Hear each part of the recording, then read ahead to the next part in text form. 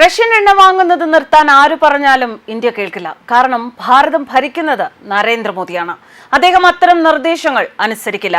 നരേന്ദ്രമോദിയിൽ പൂർണ്ണ വിശ്വാസം അർപ്പിച്ച് വ്ളാദിമിർ പുടിൻ. പുറത്തുനിന്നുള്ള സമ്മർദ്ദത്തിന് വഴങ്ങേണ്ട ഒരു കാരണവും ഇന്ത്യക്കില്ല എന്ന് പുടിൻ. ഇന്ത്യ ഒരിക്കലും സ്വയം അപമാനിക്കപ്പെടാൻ അനുവദിക്കില്ല. പ്രധാനമന്ത്രി നരേന്ദ്രമോദി ഒരിക്കലും അത്തരമൊരു നടപടി സ്വീകരിക്കില്ല എന്നും അദ്ദേഹം കൂട്ടിച്ചേർത്തു. ഇന്ത്യ റഷ്യൻ ഊർജ്ജം വാങ്ങുന്നത് നിർത്തിയാൽ 9 ബില്യൺ മുതൽ $10 ബില്യൺ വരെ നഷ്ടം നേരിടേണ്ടി വരുമെന്ന് പുടിൻ പറഞ്ഞു. ഇന്ത്യ പോലുള്ള ഒരു രാജ്യത്തെ ജനങ്ങൾ എന്നെ വിശ്വസിക്കൂ. രാഷ്ട്രീയ നേതൃത്വം എടുക്കുന്ന തീരുമാനങ്ങൾ സൂക്ഷ്മമായി നിരീക്ഷിക്കുകയും ആരുടെ മുന്നിൽ ഒരു അപമാനവും ഒരിക്കലും അനുവദിക്കില്ല എന്നും അദ്ദേഹം പറഞ്ഞു. ഇന്ത്യക്ക് മേൽ അധിക തീരുവ ചുമത്തിയ അമേരിക്കൻ പ്രസിഡന്റ് ഡൊണാൾഡ് ട്രംപിന്റെ നയത്തെ വിമർശിച്ച റഷ്യൻ പ്രസിഡന്റ് വ്ളാഡിമിർ പുടിൻ ഇത് അമേരിക്കയ്ക്ക് തിരിച്ചടിയാകും എന്ന മുന്നറിയിപ്പും നൽകി. ദക്ഷിണ റഷ്യയിലെ സോച്ചിയിലെ കരിങ്കടൽ റിസോർട്ടിൽ ഇന്ത്യ ഉൾപ്പെടെ 140 രാജ്യങ്ങളിൽ നിന്നുള്ള സുരക്ഷാ ഭൗമ രാഷ്ട്രീയ വിദഗ്ധരുടെ അന്താരാഷ്ട്ര വാൾഡായ് ചർച്ചാവേദിയിൽ സംസാരിക്കുകയായിരുന്നു പുടിൻ. റഷ്യയുടെ വ്യാപാര പങ്കാളികൾക്ക് മേൽ ഉയർന്ന താരിഫ് ചുമത്തിയാൽ അത് ആഗോള ഊർജ്ജ വില ഉയർത്തുമെന്നും US ഫെഡറൽ റിസർവിനെ പലിശ നിരക്ക് ഉയർന്ന നിലയിൽ നിലനിർത്താൻ നിർബന്ധിതരാക്കുമെന്നും പുടിൻ പറഞ്ഞു. അത് US സമ്പദ് വ്യവസ്ഥയെ മന്ദഗതിയിലാക്കുമെന്ന് അദ്ദേഹത്തിന്റെ മുന്നറിയിപ്പ്. ഇന്ത്യയുമായി ഞങ്ങൾക്ക് ഒരിക്കലും ഒരു പ്രശ്നങ്ങളോ സംഘർഷങ്ങളോ ഉണ്ടായിട്ടില്ലെന്ന് പറഞ്ഞ അദ്ദേഹം ഡിസംബർ 1 ഇന്ത്യ സന്ദർശിക്കാനുള്ള തന്റെ ആഗ്രഹവും പ്രകടിപ്പിച്ചു. വൻതോതിൽ ക്രൂഡ് ഓയിൽ ഇറക്കുമതി ചെയ്യുന്നതിനാൽ ഇന്ത്യയുമായുള്ള വ്യാപാര അസന്തുലിതാവസ്ഥ ലഘൂകരിക്കുന്നതിനുള്ള നടപടികൾ ആവിഷ്കരിക്കാൻ അദ്ദേഹം സർക്കാരിനോട് ഉത്തരവിട്ടു.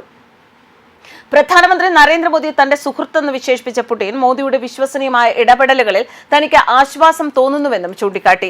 പ്രധാനമന്ത്രി മോദിയെ എനിക്കറിയാം. അദ്ദേഹം ഒരിക്കലും ഇത്തരത്തിലുള്ള ഒരു നടപടിയും സ്വീകരിക്കില്ല. അമേരിക്കയുടെ ശിക്ഷാ തീരുവകൾ മൂലം ഇന്ത്യ നേരിടുന്ന നഷ്ടം റഷ്യയിൽ നിന്നുള്ള ക്രൂഡ് ഓയിൽ ഇറക്കുമതിയിലൂടെ സന്തുലിതമാക്കപ്പെടും. കൂടാതെ ഒരു പരമാധികാര രാഷ്ട്രം എന്ന നിലയിൽ അതിന് അന്തസ്സ് ലഭിക്കുകയും ചെയ്യുമെന്നും പുടിൻ പറഞ്ഞു.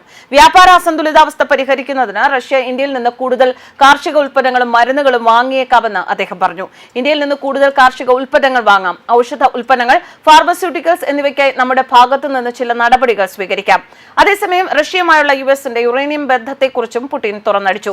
റഷ്യയിൽ നിന്ന് അമേരിക്ക യുറേനിയം വാങ്ങുമ്പോൾ മറ്റു രാജ്യങ്ങൾ എണ്ണ വാങ്ങുന്നത് നിർത്തണമെന്ന് അവർ ആവശ്യപ്പെടുന്നു എന്നായിരുന്നു പുടിൻ പറഞ്ഞത്. മുൻപ് ഇന്ത്യയും സമാനമായ ആരോപണം ഉന്നയിച്ചിരുന്നു. എന്നാൽ അന്ന് അതിനെക്കുറിച്ച് പ്രതികരിക്കാൻ ട്രംപ് തയ്യാറായിരുന്നില്ല. എന്നാൽ റഷ്യയുടെ നിലപാട് ഇങ്ങനെയാണ്: റഷ്യ ഒഴികെ ഏത് രാജ്യത്ത് നിന്ന് എണ്ണ വാങ്ങിയാലും വിരോധമില്ല. അമേരിക്കയ്ക്കും വിൽക്കാൻ എണ്ണയുണ്ട്. ഇന്ത്യയെ ശിക്ഷിക്കാൻ ഞങ്ങൾക്ക് ആഗ്രഹമില്ല. ഇന്ത്യയുമായുള്ള വ്യാപാര ഊർജ്ജ സഹകരണം മെച്ചപ്പെടുത്താനാണ് US ആഗ്രഹിക്കുന്നത്. ഇന്ത്യ എണ്ണ വാങ്ങുമ്പോൾ നൽകുന്ന പണം റഷ്യ യുദ്ധത്തിന് ഉപയോഗിക്കുകയാണ്. അത് അവസാനിപ്പിക്കാനാണ് ശ്രമം. ന്യൂയോർക്കിൽ വാർത്താ സമ്മേളനത്തിൽ ക്രിസ് റൈറ്റ് പറയുന്നു. ഇന്ത്യ റഷ്യയിൽ നിന്ന് എണ്ണ വാങ്ങുന്നതിനാൽ അമേരിക്ക ഇന്ത്യൻ ഉൽപ്പന്നങ്ങൾക്ക് 50% ഇറക്കുമതി തീരുവ ചുമത്തിയിരുന്നു. റഷ്യയിൽ നിന്ന് എണ്ണ വാങ്ങുന്ന ഇന്ത്യയും ചൈനയും ഉക്രൈൻ യുദ്ധത്തെ പരോക്ഷമായി സഹായിക്കുന്നവരാണെന്ന് American president Donald Trump UN പൊതുസഭയിൽ പ്രസംഗിച്ചു.